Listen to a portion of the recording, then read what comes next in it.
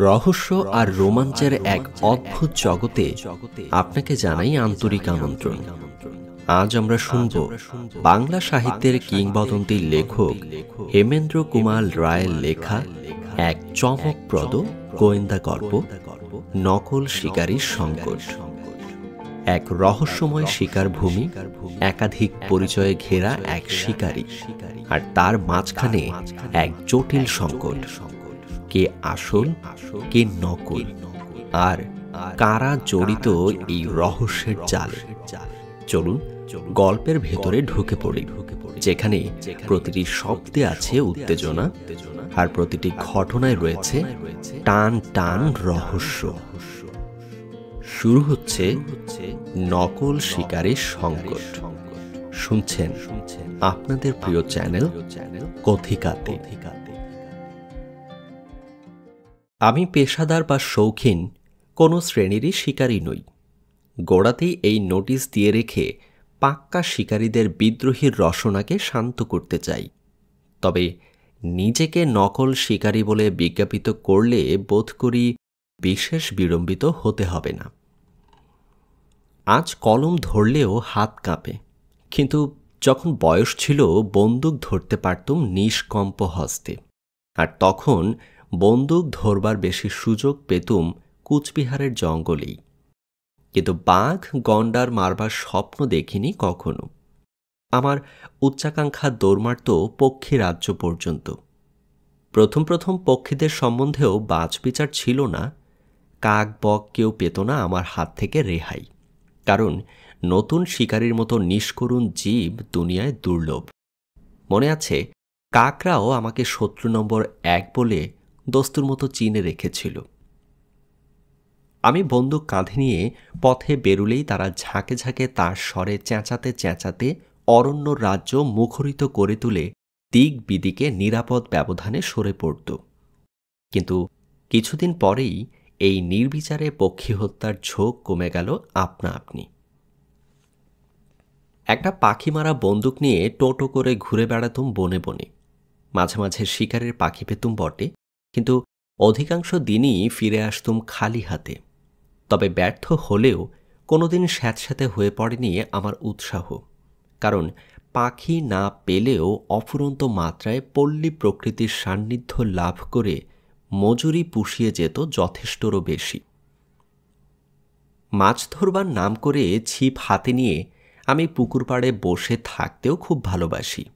নিতান্ত যাদের পরমায়ু ফুরিয়েছে এমন কোনো কোনো অভাগা মাছ আমার ছিপের সুতোয় সংলগ্ন হয়ে মাঝে মাঝে আত্মহত্যা করেছে বটে, কিন্তু তারা এমন বোকামি না করলেও আমার দুঃখ হয় না। আমি মাছ ধরতে যেতে চাই কিছুক্ষণের মতো শহুরে ইষ্টক কারাগার থেকে মুক্তি পাওয়ার জন্য। আমি চাই সবুজ ঘাসের ফ্রেমে আটা সরোবরের রোদ ঝলমলে কাকচক্ষু জল, যেখানে জল কেলি করতে আসে আকাশ নীলিমার স্নিগ্ধ স্বপন, যেখানে তটে তটে জলসা বসায় মর্মর মুখরিত নৃত্যশীল তরুবৃন্দ, এবং তাদের পল্লবিত ও পুষ্পিত শাখায় শাখায় হয় জানা আর নাম না জানা বিহঙ্গদের সঙ্গীত সভার অধিবেশন, যেখানে সুরেলা বাতাসও এসে গান গেয়ে ছড়িয়ে দেয় ভুরভুরে ফুলের আতর। আমার মাছ ধরা অনেকটা অজুহাত মাত্র, প্রাকৃতিক সৌন্দর্যকে ভুরি পরিমাণে উপভোগ করার অজুহাত। আমার মৎস্য শিকারের মতো আমার পক্ষী শিকারেরও শখ ছিল ওই শ্রেণীর। পাখিরা আমাকে ফাঁকি দিলেও আমার আক্ষেপ হতো না বেশি। বাঘ ভাল্লুকের মতো শিকারের পাখিরাও বনবাসী জীব, তাদের সঙ্গেও শহরের ড্রয়িং রুমে বসে মোলাকাত করা চলে না। উপবনে তাদের বিহারভূমি নয়, তাদের সঙ্গে দেখা করতে গেলে যেতে হয় এমন নির্জন বনভূমির মধ্যে, যেখানে দিকে দিকে সাজানো থাকে প্রকৃতির নিজস্ব ভাণ্ডার। সেখানে পাখিরা বিমুখ হলেও প্রকৃতি কারুর প্রতি বিমুখতা প্রকাশ করে না। মহাজন বা অভাজন সকলের কাছেই অকৃপণভাবে বিলিয়ে দেন তিনি অজস্র সৌন্দর্যের ঐশ্বর্য। সেখানে পদার্পণ করলে আমার প্রাণে জেগে ওঠে রক্ততৃষার বদলে রূপের নেশা, এবং তখন আমি তাইতেই খুশি হয়ে মনে মনে রচনা করি পল্লীগাথা বা পল্লী দৃশ্য বিষয়ক এমন কোনো কিছু, ইংরেজিতে যাকে বলা হয় আইডিল। তালেবশ শিকারীদের ব্যগ্র হত্যার রোমাঞ্চকর কাহিনী পাঠ করবার পর আমার এই আইডিলটুকু মিঠে চাটনির মতো লাগতে পারে। মৃগয়ায় বেরিয়ে আমার কাছে শিকারের পশুপক্ষী সবচেয়ে দ্রষ্টব্য হয়ে ওঠে না। আমার মানুষ পটে প্রাধান্য বিস্তার করে রূপে রসে জীবন্ত, বর্ণবিচিত্র পল্লীচিত্র। কিছু কম অর্ধ শতাব্দী আগেকার কথা। বোধহয় তার নাম ফ্রান্সিস। তবে হলপ করে বলতে পারবো না, কারণ কেউ যদি বলেন না তার নাম টম কি হ্যারি, তাহলে আমার প্রতিবাদ করবার ক্ষমতা নেই। এতকাল পরে স্মৃতি বিচ্যুতি হওয়া মোটেই অসম্ভব নয়, কিন্তু যখনই তার কথা স্মরণে আসে মনে হয় তার নাম ফ্রান্সিস, তাই তাকে ওই নামেই ডাকা বিধেয়। বিলাতে কুচবিহারের মহারাজা নৃপেন্দ্র নারায়ণের পরলোক গমনের পর সে এদেশে এসে রাজ সরকারে চাকরি গ্রহণ করেছিল। কুচবিহারের গদির অধিকারী তখন মহারাজা রাজেন্দ্র নারায়ণ। ফ্রান্সিস বয়সে যুবক, আমার চেয়ে কিছু বড়। সুজনবাবুর মধ্যস্থতায় তার সঙ্গে আমার পরিচয় হয়। তিনি ছিলেন সেখানকার ফটোগ্রাফার। আমি থাকতুম আমার মেসোমশাই স্বর্গীয় সূর্যনাথ গুপ্তের কাছে। তিনি ব্রহ্মানন্দ কেশবচন্দ্র সেনের ভাগ্নে, সুতরাং সম্পর্কে মহারাজা নৃপেন্দ্র নারায়ণের শ্যালক। শীতের এক দুপুরে সুজনবাবু ও ফ্রান্সিসের সঙ্গে বেরিয়ে পড়েছিলুম। উদ্দেশ্য পাখি শিকার। সুজনবাবু ও আমার হাতে ছিল বন্দুক, কিন্তু ফ্রান্সিসের আবদারে আমার বন্দুকটি তার হাতে সমর্পণ করতে বাধ্য হলুম অনিচ্ছা সত্ত্বেও। শহরের সীমানা ছাড়িয়ে একটি ঝিল কি একটি বদ্ধ নদীর ধারে গিয়ে পড়লুম। স্থানীয় লোকেরা তার নাম রেখেছে ছোট তোর্সা। এতদিনে সেটি একেবারে মজে গিয়েছে কিনা জানি না, কিন্তু তখন সেই জলাশয়ের ধারটি ছিল নিরিবিলি মনোরম ঠাই। দুই পাড়ে ঘাস বিছানার উপরে দাঁড়িয়ে পুলকে কম্পমান পাদপ্রা কালো জলের ভেতরে দেখত নিজেদের সবুজ ছায়ার ছবি। ঝিলে কৌতূহলে সাঁতার দিয়ে ভেসে যেত অমল ধবল রাজহংস যুধ। জলে রঙিন বিদ্যুৎ প্রভার মতো ঝাঁপ খেয়ে চকিতে আবার উড়ে গাছের ডালে গিয়ে বসত মাছরাঙারা। এখানে ওখানে তীরে তীরে এক ঠ্যাং তুলে যেন কৃচ্ছ সাধন করত ধ্যানী বকের দল, এবং মাথার উপরে শ্যামল শামিয়ানার আড়ালে থেকে থেকে সুরে ডেকে উঠত গীতকারী কত পাখি। শব্দ গন্ধ স্পর্শ ভরা সে বড় চমৎকার জায়গা।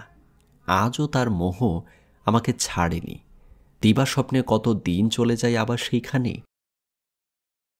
ছায়া ঢাকা মায়ামাখা পাখিরাকা ছোট তোর্সার নিরালা তটভূমি পিছনে ফেলে এগিয়ে চললুম খোলা মাঠের উপর দিয়ে। দূরে দেখা যাচ্ছিল দিক চক্রবাল রেখার উপরে আঁকা কৃষ্ণাভ নীল অরণ্য লেখা। আমাদের গন্তব্যস্থল। ডাইনে বামে শস্যক্ষেত, পায়হাটা মেঠো পথ। মাথার উপরে নীলোৎপল নিংড়ানো রংমাখা আকাশের অসীমতা নিয়ে পথিক সূর্য জেগে আছে শূন্য মার্গের মাঝামাঝি। প্রখর রৌদ্রে জলমল করছে পরিদৃশ্যমান পৃথিবী। ধুধু মাঠের হুহু হাওয়া তপ্ততা ভরা। মাঠের প্রান্ত পর্যন্ত এসেই সেই শীতের দুপুরেও দেহ হয়ে উঠল ঘর্মাক্ত, কণ্ঠ হয়ে উঠল তৃষ্ণার্ত। সেইখানে ছোট একটি গ্রাম। আমাদের দিকে কৌতূহলী দৃষ্টিতে তাকিয়ে ভিড় করে দাঁড়িয়ে আছে জনকয় কোমরে কাপড় বাঁধা আদুলগা চাষা, গুটিকয় পূর্ণ দিগম্বর বালক ও শিশু, এবং খোড়ো কুটিরগুলোর আশেপাশেও উৎসুক চোখে উকিঝুঁকি মারছে ৫-৭টি কিশোরী ও বুড়ি কালো কালো কৃষাণী।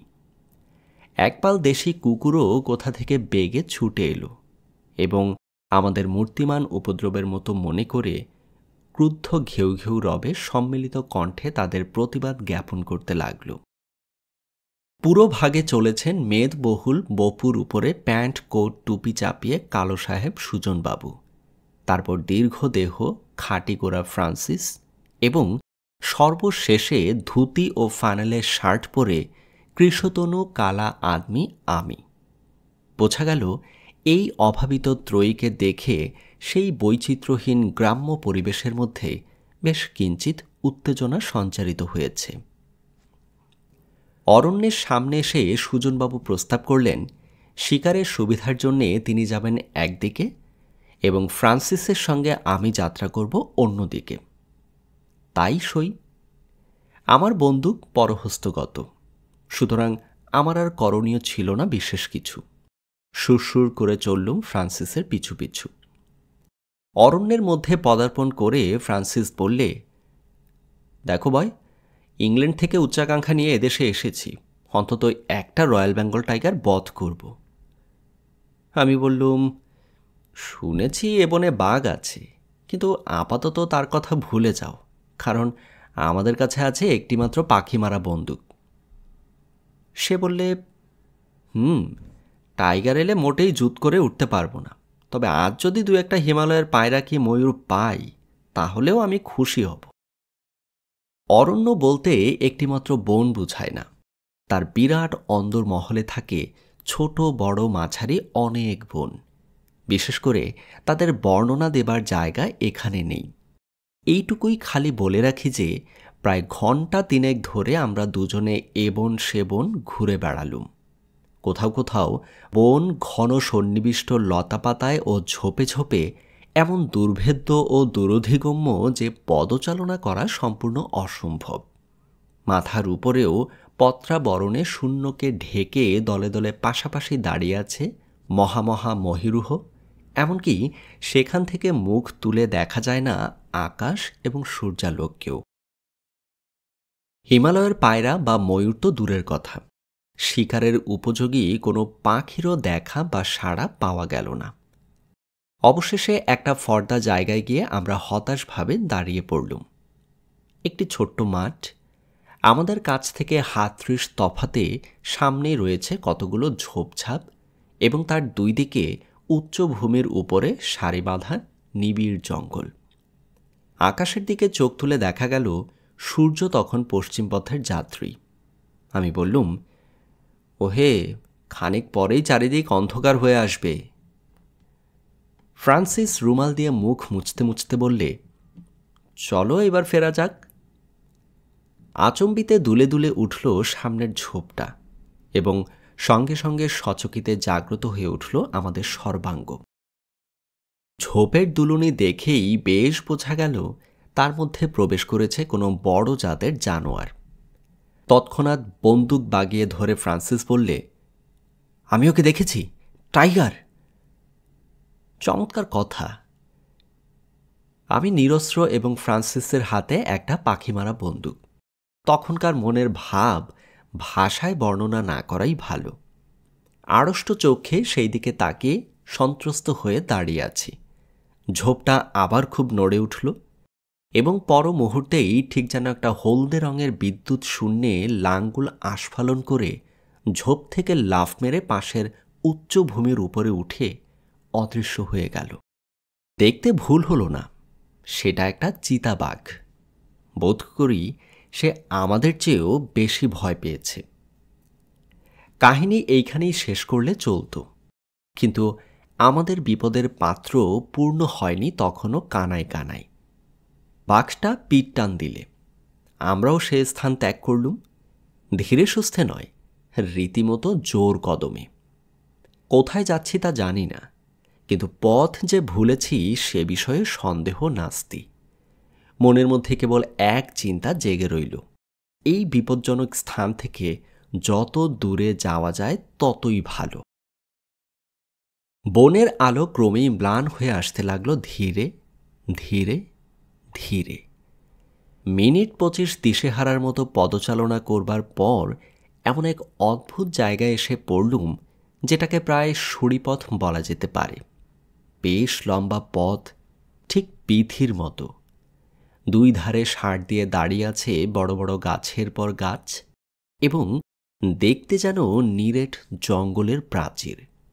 উপর দিকটাও লতায় পাতায় ঢাকা, আকাশ দেখা যায় না।